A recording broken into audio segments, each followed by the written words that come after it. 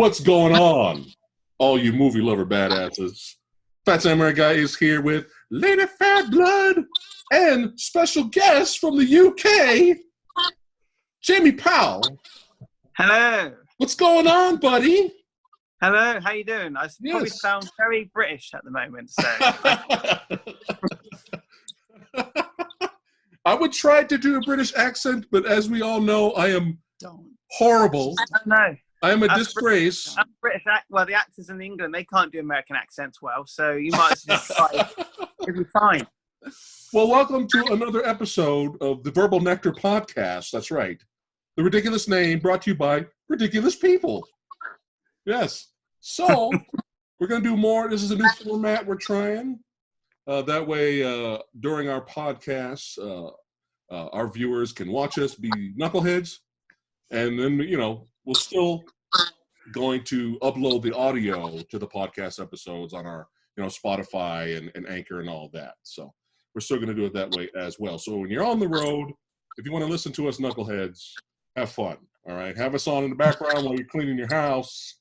Having sex, whatever. Oh my God. Really?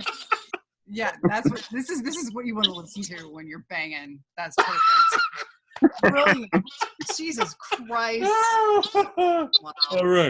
All right. So today we're going to talk about all of our favorite genres. One of our favorite genres, which is horror. Horror, yes. We are fans. And we decided just for fun, just for this week, let's go ahead and pick two, right? So we picked We Summon the Darkness. Oh, look at that. Fancy schmancy. And Blood Quantum, which we will also talk about as well. What is one of the reasons why you're such a fan of the horror genre, Mr. Powell? Well, I guess it was sneaking down when Mum and Dad were in bed. And I remember watching like the mini-series. I was about 7 and I really wanted to watch it. I thought it wasn't what it was. I thought it was like some sort of kids show. Yeah. And because there's kids in it. And then I watched it and I think I shat myself about 3 times. And then I snuck down middle of the night at a midnight screening. They had the one at 9 o'clock and then the one at 2 in the morning or whatever it was. So that's what I did. I snuck down and watched that, and that was my introduction to horror. And then I started begging my mum, can we go and rent some from the video shop and VHS, and started renting. And the first one we rented was what's it called? Clown House, which is not very talked about because of what happened behind the scenes. But I heard about that. I didn't know at the time, obviously. But that was starring a young Sam Rockwell, right? That's right. Yeah, right. That's right. It's one of his first roles, as well as Ninja Turtles, 1990. But 2 very different films. But yeah, horror has always been my favorite since then. Watched countless, grew up watching the Freddys and the Halloweens and Hellraisers and all the rest of it, Candyman, and just so many horror films. Yeah. Evil Dead, Chainsaw Massacres, everything you can think of. So, and my mum was passionate about movies, about horror films, as well as my gran. My gran could watch anything. I think it's called Dead Alive, is there? Was it Brain Dead? It's Brain Dead in the UK. Mm-hmm. And Dead Alive. She could watch that eating pizza. She had no problem. I can't do it. I couldn't do it. My friend and I had a challenge where if we could watch Dead Alive with a pizza, and we just couldn't do it. It's the only film that turns the stomach. So, and then I've got Aliens and Alien and so forth. And but all my life, horror. It's always has been my favorite. It's just such a fun, amazing, and sometimes I feel underrated genre. Sometimes a lot of people look down on the horror genre. They're just like, oh God, that horror nonsense, man. You know what I mean? It's just like, dude, it's like one of the coolest shit. I think it's hilarious though that people that look down on the horror genre, but they love Psycho. Oh yeah. Right, they love movies like Psycho. They love a lot of the basically Rosemary's Baby.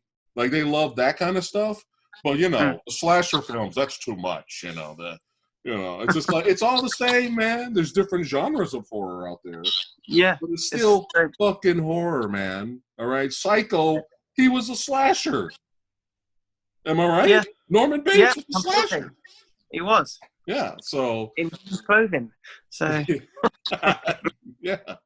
All right. So we're going to talk about. We're going to start first with "We Summoned the Darkness." Came out in. She's the fact checker today. So what year did that come out? Last year. Came out last year. Directed by Mark Myers. who? Mark Myers. Oh, I thought she said Mike Myers. Tyler Groovy, baby. Starring the eyes. The eyes and the boobs. The eyes and the boobs. Got my eyes on my boobs. Alexandra Daddario. Yeah, Alexandra Daddario.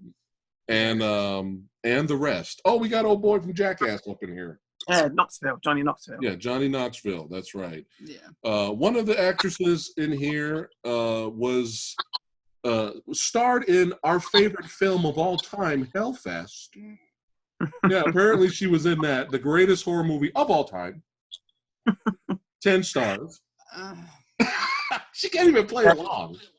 She can't The even thing is, play along. I'm going to disturb you guys by saying I actually enjoyed that one. Oh, It's complete part of shit. Jamie. It's a complete part of shit, I know, but yeah, I'm sorry to let you down, but I didn't actually mind it. It's not the best, Ouch, dude. It's but right. We're stopping the video right now. Let's get.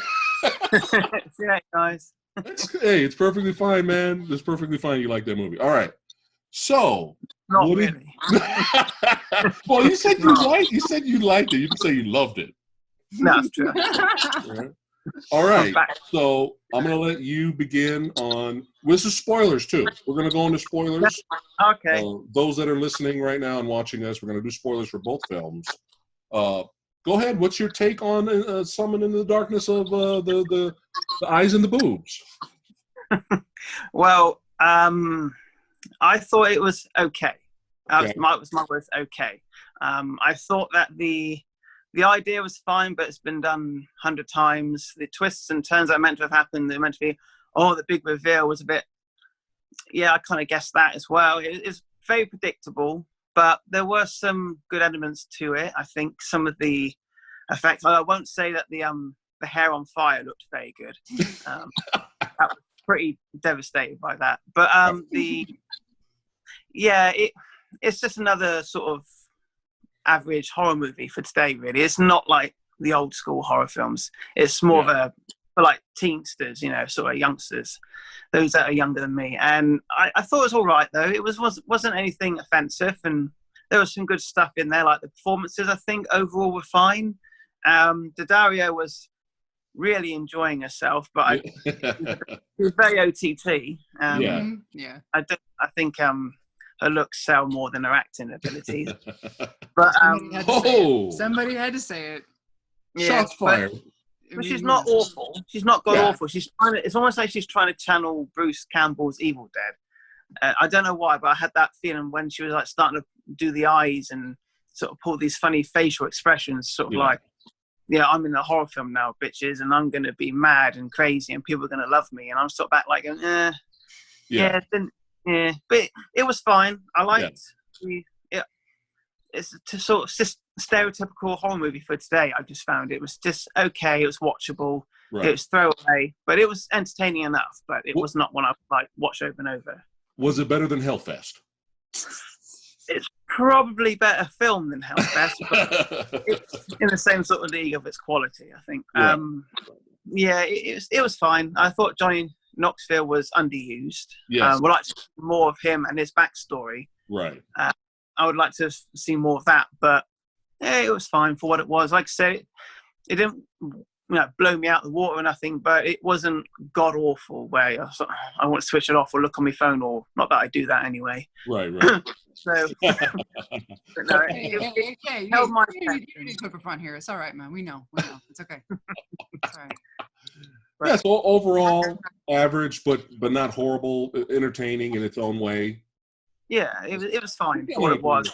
Yeah. No, go ahead. Were you going to say something? I said, what did you guys think of it? Oh. You pretty much agree with it was... at first it was like, okay, I kind of get where this is going, and the clues were getting dropped pretty early on that the girls were up to something. Yeah. And it was kind of like, okay, I get where this is going. It's fine. It's okay. And by the end of the film, I was like, well, I wasn't as insulted and irritated by this as I was with Hellfest. Sorry. But at the end of the day, I really wanted it to be like a darker comedy. Like if they had gone more for the dark comedy route, like had more of that biting edge to it, I think I would have enjoyed it a little bit more. Which I thought that they were trying to do, but I didn't think they quite succeeded as much as they thought they did. There was a lot of awkward silences in there, I think. I thought they were. I thought they thought that they were on that track, and maybe they were on that. They were on the right track, but they didn't quite have the enough momentum in that direction. Like they kind of just stopped too short in too many places to get as far as they wanted to go. So, you know, that was a bit of a downer because like, you had potential. You could have been better. So not like a total failure. Like I said, I wasn't like when I left Hellfest, I was speechless by how irritated I was. I couldn't say anything. I couldn't say anything. I was so flippin' irritated. It was like I have nothing to say. It was like you know, everybody else could talk for me. It was like there was nothing. I had nothing to say for this. It was just so stupid. And you know, but you were mentioning the music. Okay, so when I was watching this film, when I was watching it, I was like, okay, obviously it's micro budget, you know, and they can't afford the rights to like real songs. It looks like they only had one official real song that was played at the end. You know, we had a pop song at the end. But what was annoying me though was metal, man, metal. We're gonna rock out, man. We're gonna talk about Cliff Burton, man. We're gonna talk about Ozzy Osbourne. We're gonna talk about when Dave Mustaine left, Metallica's not gonna be the same, man. We're not gonna play any songs. We're not gonna play any songs because they probably didn't have the budget to play the song. So that was annoying me a little bit because any music that was played was this horrible, generic bootleg metal. It was awful. Like, horrible. The music was awful. The songs, the concert they went to, it was terrible. I was like, what are they dancing to this for? It just didn't match their sort of persona or their character arc as such. And all this heavy metal music and then just listening to this shit. No, I didn't like that at all. It would have felt like a more of an authentic 80s experience or a throwback experience. And we had the real music. But it was like super generic, like really bad. What made me laugh though was the band they went to go see, the lyrics they were singing on stage. All I heard was them say over and over, "Hail Satan! Hail Satan!" We were laughing our asses off. We're like, oh man, this is bad. I think it was supposed to be bad, but it kind of hurt a little bit. The performances were fine. At first, the Dario's performance for me was kind of cringy because I was like, oh, she's trying too hard, and I was screaming for Fairuza Balk. I was screaming for Fairuza Balk to come in. Like, that's the first thing I thought of was, is she trying to do a bootleg Fairuza Balk impression from Witchcraft? I mean, from The Craft. Right. You know what I mean? Like, it's just, her performance kind of grew on me a little bit in a dark comedy way by the end of the movie. And then I started to actually laugh and enjoy myself a little bit, especially with the blonde character, the huge, gigantic caterpillar eyebrows. The Madonna eyebrows. Yeah, her too. She was over the top actress, but I think my favorite part between them two is when they were fighting over the gun like a bunch of girls.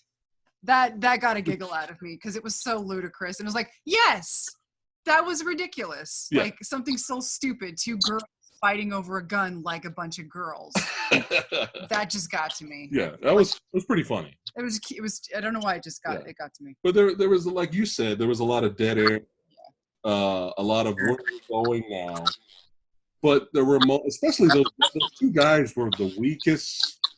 They were the weakest. Like, dude, why can't you fight against these twigs? Yeah, so grow a pair, for God's sake. You know, these two girls are coming at them, and they're literally like, I don't know if I can go out there. Fuck off. You can't go out there. Kick their fucking ass. Kick them things. All three girls combined probably weigh about 175 pounds. Combined.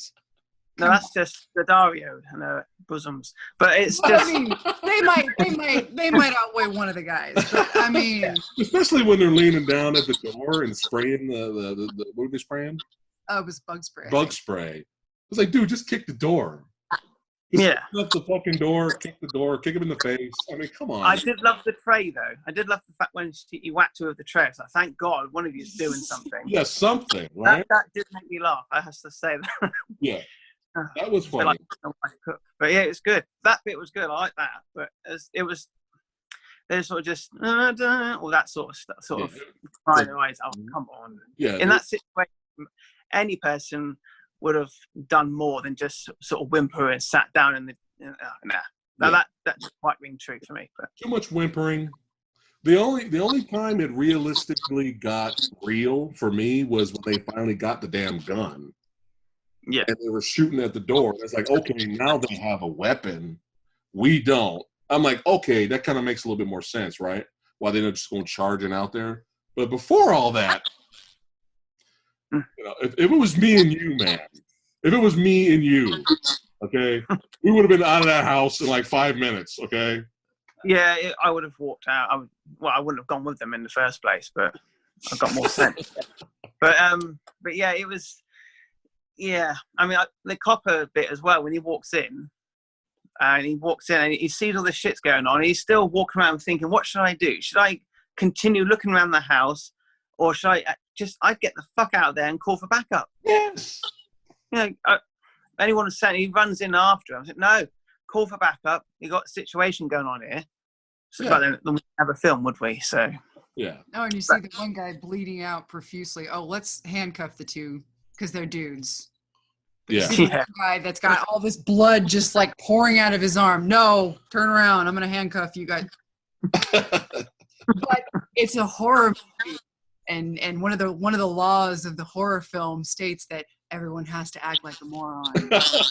Yeah. Not all of the time. Not all of the time. No. Yeah, most of the time. But you know, like you said, it wasn't really an original plot. You know, you have the three girls going off on their trip. They're going to see what was the name of the band? It doesn't matter. And they go to this Hail Satan band, and you know they meet these three douchebags, and you know they're like, let's go hang out. Douchebags went back to their place, and they end up drugging the douchebags so they can basically kill them. Now it wasn't an amazing twist, but I thought it was just a little bit interesting only because I was like, oh, they're actually working for the church. That was different. Yeah, that was. At first I was like, okay, they're just they're the satanic murderers killing everyone. But no, what they were actually doing, this is just for the viewers that are watching and listening to the podcast so they know what the movie's about. Of course. What they're doing is they're basically they're killing people, and they're staging it as if occultists, people that love metal music, are doing this. So that way it gets the community riled up. They'll side Daddario's father, which was revealed in Johnny Knoxville, who plays the head priest. You see him on TV, you know, you're gonna burn in hell, you know, that kind of stuff. Metal music is like the devil, you know, that kind of stuff. Yeah. So, but it doesn't go their way, obviously, in, you know, shenanigans. But you know, they should have dark comedy all the way. You know that Christmas movie you really liked? That Christmas movie you really Krampus? What is it? Is it Krampus? No, it was another one starring young kids, like young teens. Oh. Yeah. It's the movie where I've forgotten the name because it's been so long, but I remember you recommending it. And it's the movie where, excuse me, it's kind of a twist where you think like the babysitter who's watching the young boy, you think they're getting attacked by. Oh, watch out. Yes. You like that, right? Yeah, I didn't mind that. That was quite good. Right.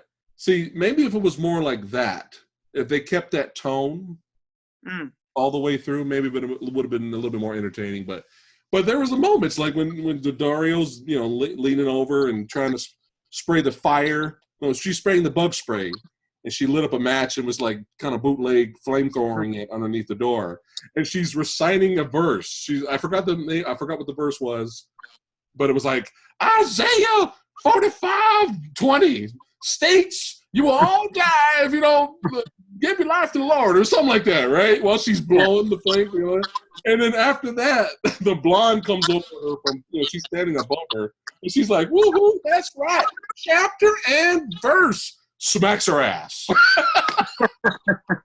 That was hilarious. She just smacked the Daddario's ass. I'm like, okay, movie, you're giving me up. All right, this is getting funny now. This is getting kind of now. But then they just kind of dropped the ball again. Like, you really expected Johnny Knoxville to do more. And I expected Johnny Knoxville, obviously, he's like, well, my daughter fucked everything up. There's people dead all over the place. I mean, Daddario ended up killing his, ex-wife? Yeah. Right? So there's bodies all over the place. I was expecting Johnny Knoxville to throw her out of the, he's like, I have to change plans because you fucked everything up. And I was expecting him to throw Daddario out of the window. That would have been more satisfying. But literally, he's just choking her against the wall, and then the Hellfish chick comes in, hits him over the head twice, and that's it. That's it. That's it for his character. That was really lame. Well, and he gets away with it because you see him at the end, and he's like crying on the news, like, my daughter was just an innocent victim, and he's like crying. Right. Like, so he gets away with everything. His plan basically. Oh yeah, if you think about it, his plan did succeed. So he wins. He does kind of win. The bad guy kind of wins in that, and we don't mind that. But if it was a more entertaining, more enjoyable movie, it just kind of felt. I don't know. It felt like wasted potential, especially when the blonde girl gets her head badly CGI'd on fire, set on fire badly. Oh.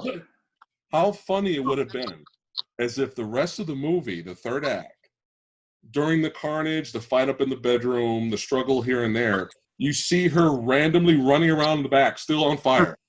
That would have been hilarious. They had a wasted opportunity. Plus, after Daddario does eventually go out the window and dies, they had an opportunity for one more fun little jump scare in a way, where they're driving the Hellfest girl. You come to find out she's not fully in with this group of slayers. And she tries to help the guys. So everybody's dead. Only the only the good-looking guy is still alive. Of course. Let's kill fat Chris Pratt. And the fat nerdy guy, Corey Feldman wannabe. Let's kill them off or leave the hot guy. So Hellfish chick and hot guy get in the Jeep, and they get up and they escape. As they're escaping, you have the last, Daddario magically appears. So, and then they run her over. How perfect it would have been if the blonde jumped out at the end, all burnt up, and she gets run over. I think that would have been a lot more satisfying. Okay, that was hilarious. She's dead. Boom. Because Daddario, her eye was open. She fell from the window. She's dead. So you mean to tell me she got up in like 5 seconds, ran across the field, and cut them off to stand there like this for one final whatever she was trying to do? It almost felt weird. It felt shoot in. It felt like I think we need something extra in here, but it was with the wrong character. I think Dario's character should have stayed dead, and then Blondie should have showed up at the end and got run over. I think that would have been a lot more funnier. Or she went on the hood of the car and she's like, "I'm gonna kill you," while she's like, something like that. I don't know. When you this movie's a tweaker. It's a tweaker. It's one of those movies you watch and you're like, you know what? All they had to do was do this. And then that scene would have been better. All they had to do was tweak this line of dialogue, and it would have been made the scene better. It's one of those movies. But I don't hate it. There's definitely way worse horror films out there, and you can, at points, find entertainment out of the film. So, was there anything else we need to point out about? We summon the boobies and the eyes. We summoned the Daddario. No, I think it's one of them, like you said. It's one of those open. It could have had a lot. There's a lot of potential there for more, but it didn't get there. But yeah. And another thing that the movie dropped the ball was the violence and the gore was weak. Yeah. Like this could have been a PG-13 movie. Yeah. Again, today's horror films, it's like they don't want to go to the old school with like practical effects, etc. And it's like they get towards it and they think, no, we can't go too far. We want to make more money, so we'll just drop it down to like a lower rating to get more people in and such, make money. But again, it's like I said, it's generic for today to do this sort of thing with all what they're doing with the violence in the movies. It's just very watered down, and the shame. I don't like cutaways if they got a guy who's got a chainsaw and he's going towards somebody with a face. You want to see that go into the face, but these days you just see a bit of blood go off and that's it. Right, which is not the case with the next film. Oh no. So are we done talking? Do you recommend we summon the boobies? Summon the boobies. I would say watch it if it's on TV late one night, give it a go. I wouldn't buy it. I wouldn't say go and buy it. It's like a masterpiece or nothing. But if it's on telly and you've got a couple of beers and some friends around, it's a throwaway hour and a half. But it's harmless. Yeah, it's okay for what it is, but it's nothing special. Right. That's what I think anyway. Yeah, I agree. Anything? She agrees. Now, I'm curious what you have to say about Blood Quantum. Now, here on our channel, and on our YouTube channel, and on our Verbal Nectar podcast here, we're always honest, right? We're always honest. Yeah. No bias here. You know what I mean? We're honest. If we like it, we like it. If we didn't like it, we didn't like it. So, I mean, and a lot of viewers, they appreciate that about our channel and our podcast. They love that about us, that we're not shills here. You know what I mean? And if they disagree with us, they call us pieces of shit and they let us know. All good. It's all good, baby. I'm just saying, we can agree to disagree, right? Everybody has different opinions, and we can move on with our lives, right?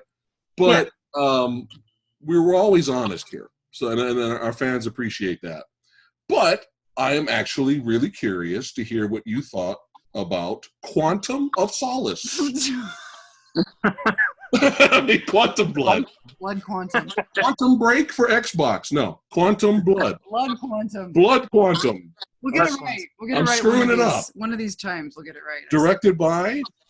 Jeff Barnaby. Jeff Barnaby. Released last year. What was the name of the guy from the Native American from we recognized? What's his name? Oh, that was Gary Farmer. Gary Farmer. Do you know who that actor is? Have you seen him before? I recognize him, but I couldn't tell you what from. But yeah, he had a very fun role in the very underrated film that I can't remember the name right now, but it's starring Johnny Depp, and it's a black and white Western. Yeah. And I totally failed because it's right here, the name of that movie, but I can't remember right now. She's fact-checking. She's fact-checking for it.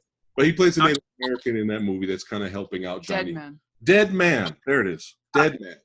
Very bizarre, but very interesting Western starring Johnny Depp, shot in black and white. And his character in that was very entertaining, Gary Farmer's character. But we recognized him in here. And it was fun seeing him, but I do have issues with the film. But first, I'll let you go with your honest, unbiased commentary. So. Okay. Right. Well, I liked the beginning. I really liked the beginning. So I didn't have no idea what it was all about. I had not seen any trailers, not read the synopsis, whatever. I didn't know anything. I went into it blind. Which is good. And I don't do it too often, but it's nice when I do it because you get more out of it, I feel sometimes.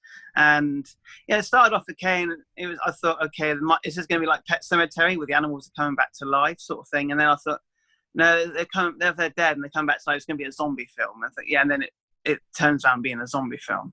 And I was fine with that because I like zombie movies. And I thought it started off pretty good, sort of getting to know the characters and getting to know what the town's like, etc. And it sort of builds, and all these things start kicking off in the prison, in the jail, And I liked all that. I thought, yeah, okay, this is building. It's different. It feels low budget, but it feels good low budget, not really bad low budget. So I was happy going along with it. I like the central character as well, and it was a bit. I thought he was quite a likable character, and he didn't pull any punches. He was quite happy to shoot something if he thinks it's not going well. Which character is that? Which character is that? Is it the chief? I can't remember his character's name or the actor who plays it. I didn't research. But the main sort of central character at the beginning, sort of the chief who's going around investigating. Chief of the town, yeah. The main sheriff. Yeah. The main sheriff. That's right. And I really liked him, and I thought I quite like his character. And he started investigating things, and things start happening. And when it gets to the bridge scene, and his mate pulls out the chainsaw, and it goes in the back of the head, and I thought, okay, they're going to cut away. No, they well did not. They went right through her mouth, and then they had like a side shot, and where you can see the chainsaw coming out of them. Oh my god, I absolutely loved that. That was like old school horror in a way. Yes. It's like it wasn't shying away from it. It was showing you. Yes. And practical effects as well. There was some practical effects used here, and I love practical effects more than CGI any day. Yes. And when it started, I thought, oh, this is going to be good. This is going to be good. And then it kind of turns into Land of the Dead. And not that I'm dissing Land of the Dead. It's not the best of his work, but I thought it kind of threw all that away. It sort of builds to this on the bridge. They have the sort of like the start, what I thought was the start of something. Yeah. And I would much instead of like cutting a few months later, I much prefer to have stayed with that cop going around the town. Yes. Going to fight off all these zombies or whatever. That would have been more of a film for me. I'd have liked that more. And I thought this was a start of something like that. And then it just sort of stopped.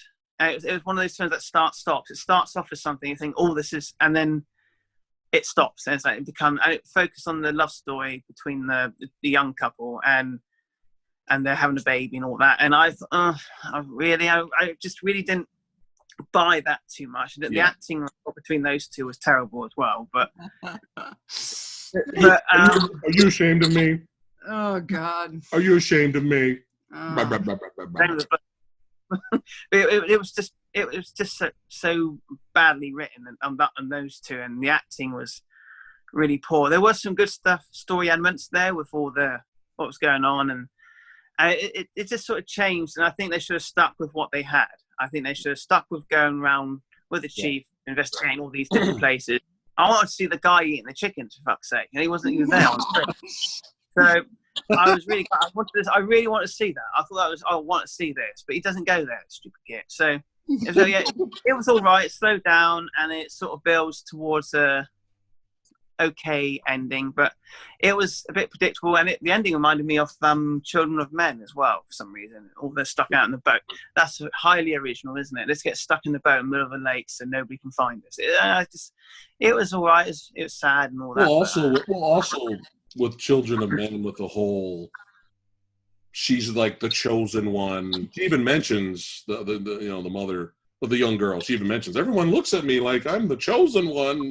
And, because I'm the one that's pregnant, and, they kind of, isn't that similar to Children of Men, though, right? Well, isn't that a similar plot? Or her concern was that she was like, everyone looks at her like her vagina is Pandora's box because they don't know what's going to happen with her baby. Right. They don't know if it's going to turn inside of her and eat her and then turn her into a zombie. Like, they don't know what it's going to do to her. Right. Not that she's the last thing that can give birth to. It's not like they've lost the ability to give birth like in Children of Men. I don't know. I felt like the movie was similar to they went out of their way to kind of make her feel like she was important. I thought. Yeah. Because nobody else was pregnant walking around. Well, there was that element, but it just felt like that to me. It just reminded me of she's the chosen one. We got to protect the chosen one, kind of thing. But I do agree with you on the pacing being off and how the movie did start to get exciting. And I just smiled ear to ear with the chainsaw effect kill. And especially, I think my favorite, besides the chainsaw effect, was Samurai Grandpa. Samurai Grandpa. Right in the face. Yeah.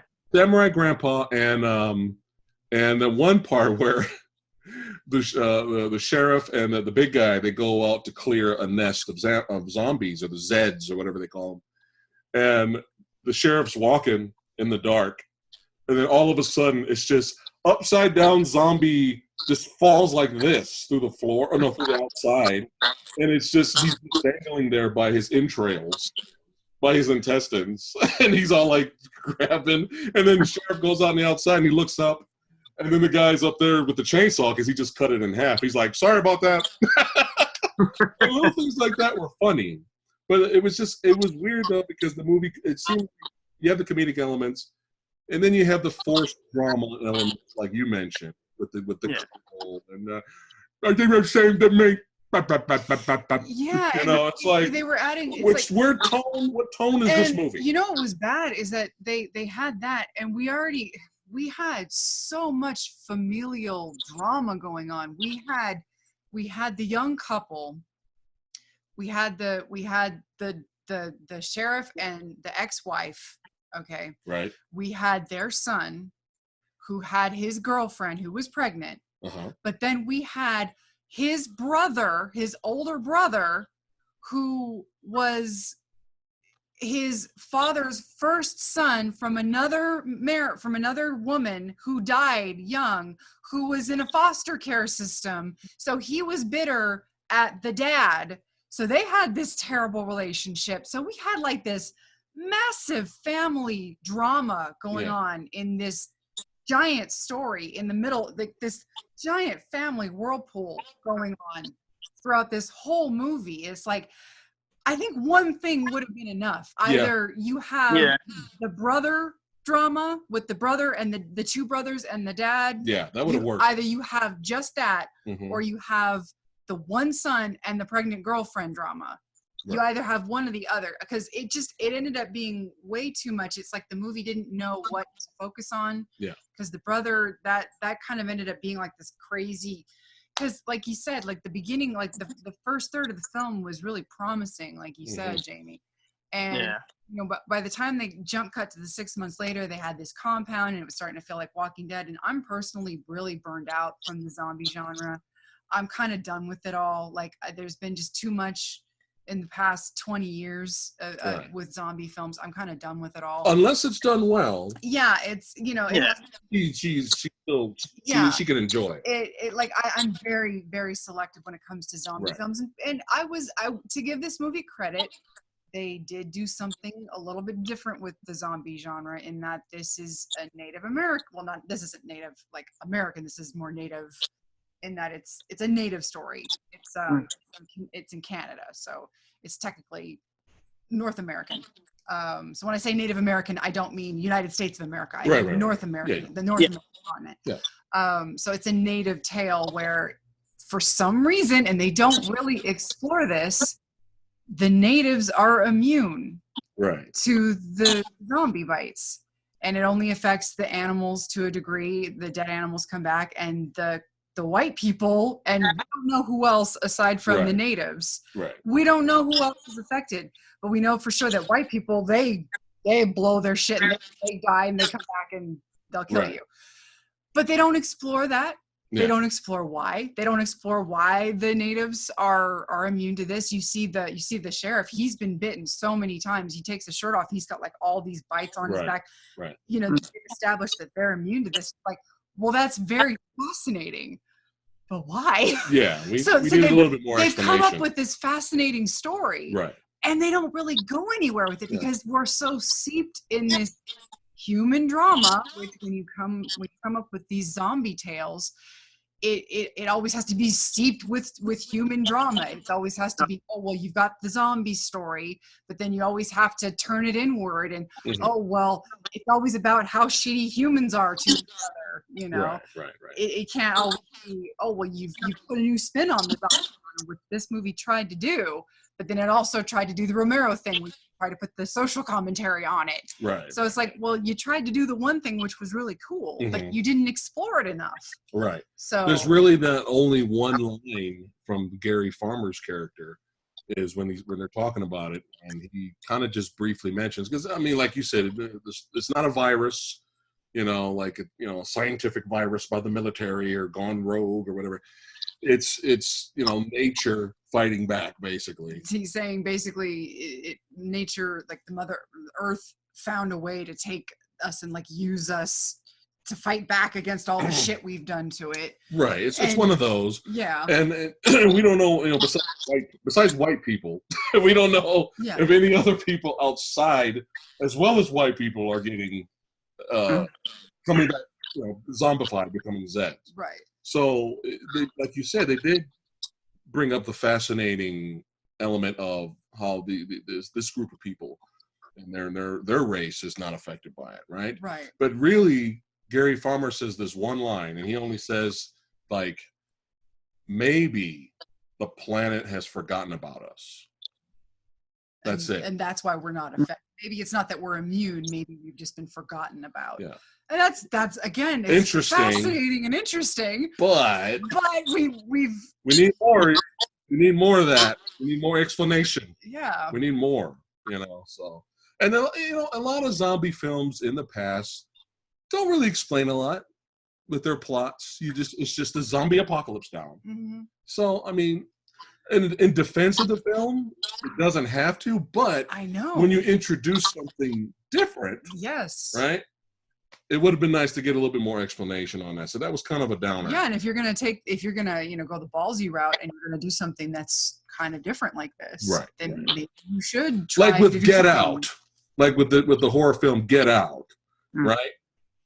You think the whole movie's going some way, right? And obvious you think the movie's going some way. But then at the end, when things get more explained, then you're like, oh, okay, now this makes sense. And now I understand why things are happening the way they're happening, right?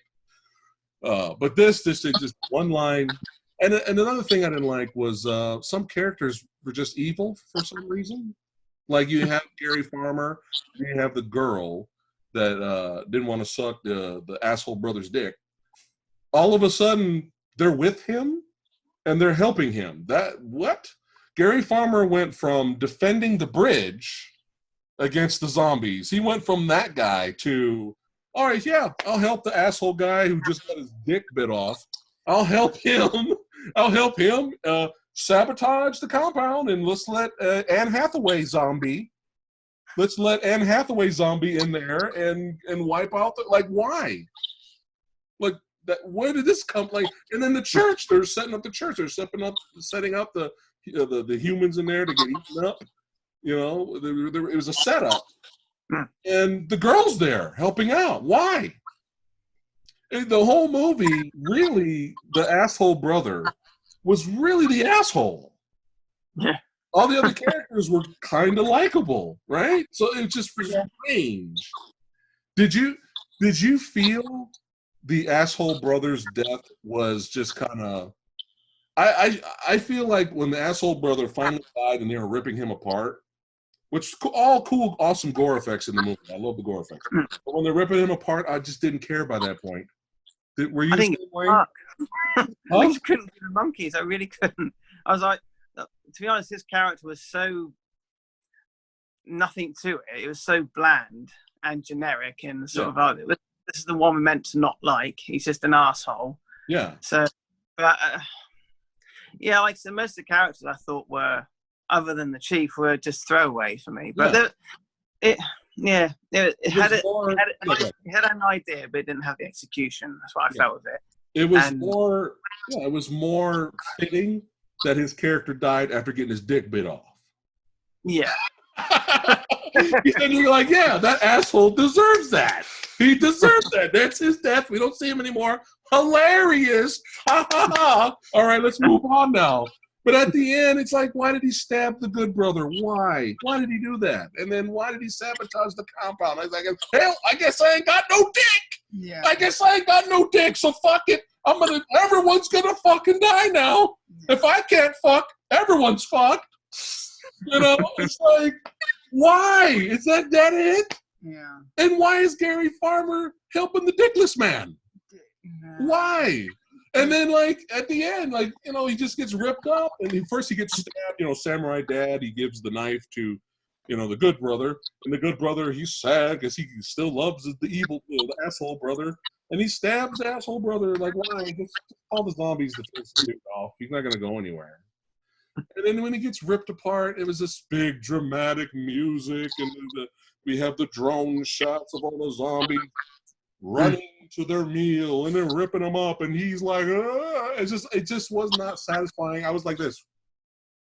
That was me. And I was irritated when the sheriff died. Yes. I was like, that was the most unheroic way to kill off that character. Yeah. He did not deserve to go out in such like a fizzled out, limp-dicked moment. Like he deserved a more heroic, like the grandfather died a more heroic death, kind of, even though you didn't really see it, because they kind of implied that they had that, like, that weird stop motion, whatever that animation was. They grabbed the animators from Mandy. Yeah. Yeah. I mean, maybe it was implied that was his spirit saying, "You shall not cross this line." That because he wouldn't have survived that. There's no way he could have survived all those zombies. But, you know, the grandfather kind of had like a more heroic death where he's like taking everybody out with his sword and all that shit. But the dad just is like, hold the door. He's doing a Hodor shit. I'm gonna hold the door and tell my grandkid I was an awesome whatever. Tell him big tales about me or whatever. And then, oh, I'm dead. The zombie just busts down the door. And, oh, I'm getting gutted. It's like, that was the worst way to kill off one of the only of two good characters. Well, we feel like by that point we finally got to know him a little. And it was just like, okay, now we kind of we know what makes this guy tick. We know what we like about him. We know what we're kind of iffy about his character. But now we're on board with him. Let's see. Oh, he's dead. I actually thought when he was saying tell stories about me, I thought, you prick. Yeah, seriously, like so big-headed. I was like, I'm gonna die. I want my legend to live on. It's just a show of a fucking town. I'm gonna say that. If I was dying, I'd be like, just tell my wife I love her. I'm dead. Bye-bye. That's so it. What you're saying is Steven Seagal. So what you're saying is Steven Seagal from Executive Decision had a better heroic death. Oh my God. No. No. No, that pissed my dad off when that happened. Because my dad went through a stage like in Steven Seagal movies. I thought it was quite hilarious. But and when it got up to the plane, I thought, oh, here we go. No, we don't. Off he goes. Sorry, what was the point of getting in the bloody film? Anyway, getting off track. But yeah. Oh, hilarious. Yeah. Yeah, so that's actually what he said? Yeah. He said, remember my legend? No, he said tell my grandchild tales about me. Basically he was saying, make me look like, tuck me up big in front of make sure my grandchild knows me. I think people know my balls were big, you know. It's like kind of like that, kind of. Which is awkward because it's a girl, so don't do that. Don't do that. That's weird, boy. Guys, don't do that. But yeah, it would have made more sense because up to that point, you know, he was trying to help people, and it would make more sense for him to have dialogue like, "Just leave me, go. Tell my grandchild I love her. I love you guys. That's it." See, tweak it. Yeah. Again, this had a lot of potential. This was it looked great. I didn't hate this film. Good gore effects. Yeah, the gore was solid. It was good. There was a lot of good gore in there. Hey, can I just go on a little mini tangent? Oh, I'm scared. No. Cause no, go ahead.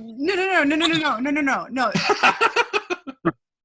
There are some people out there that don't like gore. Yeah. There are some people out there that get like really, really snobby. Yeah, the people that love Rosemary's Baby. When it comes to films that have gore in it. Right. You know what? Get the stick up out of your ass, man. Yeah. Get it out. Just pull it out. Get some lube. Pull it out. maybe you'll enjoy it. I don't know. I don't know where this video's going. But. I'm just saying, you know, there are some people out there that are just, they look down on gory horror films. And I get it. Not all horror films need to have gore. Yeah. But when it's there, enjoy it. Yeah. Okay. It's fantasy. Jesus. It's fantasy. You know. Some of us like it because it's not real. But it's also okay. And it's a craft too. Yes. There's a craftsmanship to it because there's some really shitty gore effects out there. We've seen it. Tom Savini's out there. We have Joe Castro. Shout out to Joe Castro. That's right. We have a lot of talented people out there that make amazing practical effects, makeup effects, and gore effects. There's a lot of hard work goes into this. There's an art form to it. Yeah, there is an art form. But I have to say, you know, it's okay to like both. Yeah. Don't be a snob about when it's there. It's okay to like Evil Dead 2 and Rosemary's Baby. You can like Psycho and you can like Dawn of the Dead. Like, it's okay. I think all of them. Like Babadook and Dead Alive are two very different films. And you know what? That's the thing, though. I'm not a snob when the gore isn't there. You know what I'm saying? Right, it's like, I'm not a snob about the Babadook. I love the Babadook. I love psychological films. Yeah, Hereditary. Yeah. Yes, I love. Well, there's a little bit of gore in there. There's like a decapitated body in there. Okay, there's like shit that goes on in that movie. But I'm just saying that when there are some people out there that get so like snobby when gore is in horror films, and it's like, give it a chance. You know, go in with an open mind. It's like, dude, it's like with the Final Destination movies. Yes, those movies are fucking stupid. Okay, and some of them are worse than others. Yeah. Okay, but some of those effects, come on. Yeah. I know we're watching them for the effects. I know the movies are not good. I'm not saying the movies are good. Right. I'm just saying sometimes the effects are kind of like the highlight. Yeah. They're your rule. Sometimes the effects. People watch the Final Destination movies just to see the people die in the most weirdest ways. Right. Yes. It's like Tom and Jerry is bloody violent if you've ever seen. You know, it's like wacky some of actors and but yeah, I had to go. Itchy and scratchy. But it's I love. I don't have no issue with gore or nothing. In fact, these days, like I said earlier about today's horror movies, they seem to shy away from the gore. I want to bring the gore back because Terrifier. Yeah. Oh, Terrifier. That's split audiences, pun intended. Yeah. I personally, I've recommended that to a few friends, and one of my friends, Lisa, I lent it to her, and she likes sort of generic horrors. I said, "You watch Terrifier and tell me what you think." Oh no. And about halfway through, I got a message saying, "You sick fuck." I said, "Oh, did you like that bit, did you?" He said, "No, I did not." I said, "Oh, you need to go and watch Bone Tomahawk now. Go and watch that one." Oh shit. I still need to watch that one. I know it's not horror. Well, the Nightingale. The Nightingale. Oh God. Now is that horror? That's actually a whole. It's not a horror film, but what happens is so horrific. It's a drama. It's a very heavy, depressing drama. I haven't watched it yet. Everything that happens is bad, and it's about this girl who gets. I don't want to say anything. You haven't seen it, so I'm not going to say anything. But just say that it turned my stomach, and that never happens. Wow. But I've seen a lot of these sort of films where this sort of thing happens.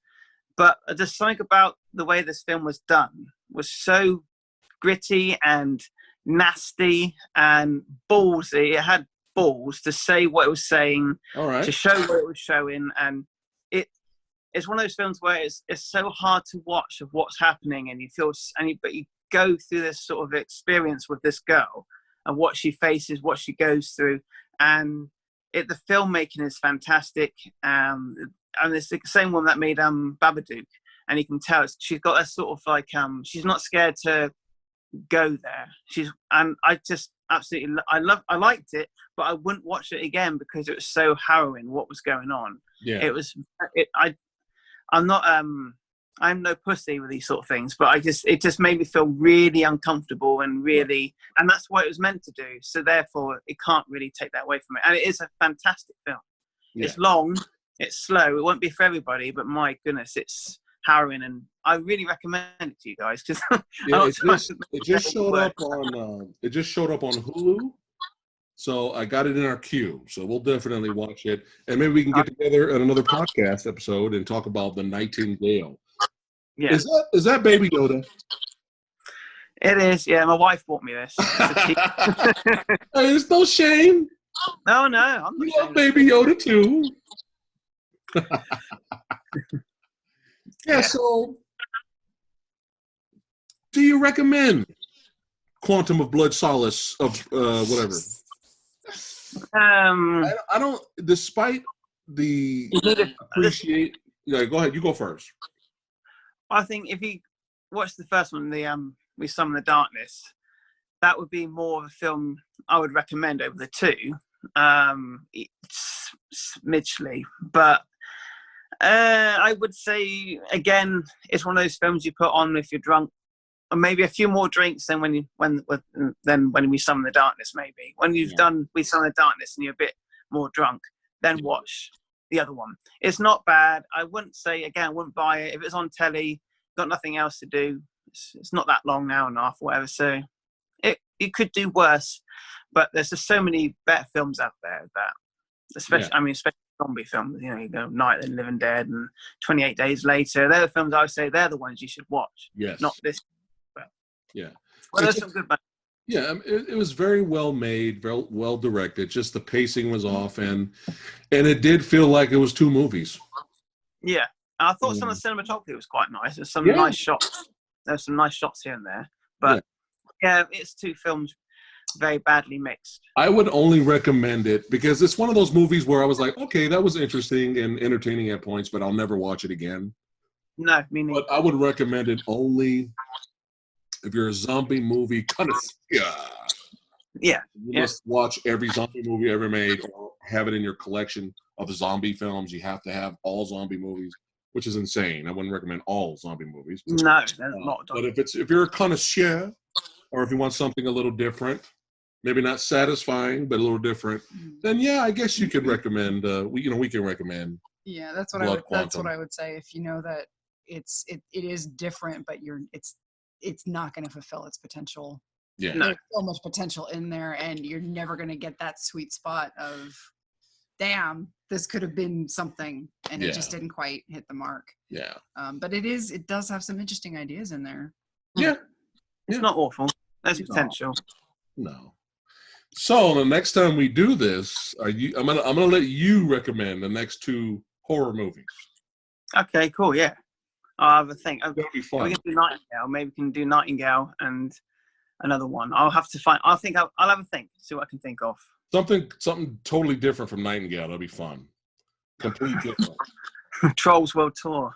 No. Horror. No, I'm joking. I wouldn't. No, that is horror.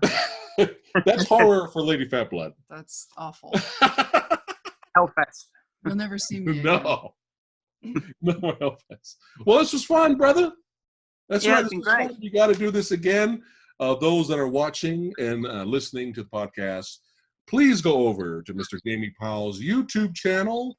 Like, share, and subscribe. Did you hit 500, sir? He's over 500. He's over 500. Look at you. That was fat. Damn. It's nothing. You're like nearly 20,000. It's mine's like a couple of pea drops. Yours a full catheter bag. It's fantastic. We haven't budged in like 2 years. It's okay. It's okay, dude. It's all right. But I'm really, really pleased with what I've got. I've worked so hard to get there. So yeah. Congratulations again. So again, viewers and listeners, head over to Jamie Powell, subscribe to his channel. If you love films and love cinema, like we all do, make sure you go over there and subscribe. Let them know Phat Samurai Guy sent you. Represent cinema and movies, which is the same thing. All right. We're going to end this episode of the Verbal Nectar podcast. We'd like to thank all of you guys again for listening and watching. If you are out and about, this will be uploaded to Spotify, Anchor, and many others. So thanks again for hanging with us, and we'll see you guys in the next episode. Thank you, Jamie. We'll see you again. Thanks, man. Thanks, guys.